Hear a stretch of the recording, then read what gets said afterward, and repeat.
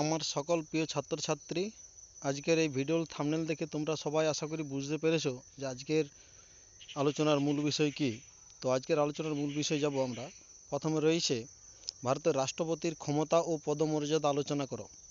রাষ্ট্রবিজ্ঞানে এই কোয়েশ্চেনটি খুবই ইম্পর্ট্যান্ট রয়েছে 2025 সালে যারা উচ্চ মাধ্যমিক দিতেছিল তার জন্য। তাই অবশ্যই সবাই এই কোয়েশ্চেনটি অবশ্যই বারবার রিভাইজ করে যাবে।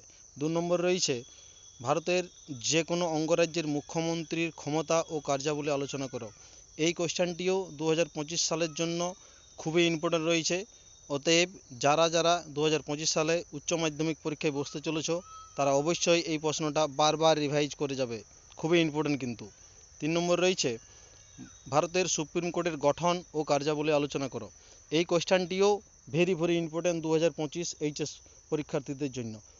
সো যেসব ছাত্রছাত্রী এই 3টি কোয়েশ্চেন এখনও বারবার রিভাইজ করনি তারা অবশ্যই এই 3টি কোয়েশ্চেন বারবার রিভাইজ করে যাবে। এই রকম আরও গুরুত্বপূর্ণ প্রশ্ন পেতে চ্যানেলটির পাশে থেকো এবং ভিডিওগুলি ভালো লাগলে অবশ্যই লাইক করো, শেয়ার করো এবং কমেন্ট করে জানিও যে এই প্রশ্নগুলির মধ্যে কয়টি তোমাদের রয়েছে তৈরি করা এবং কয়টি তৈরি করা এখনও হয়নি।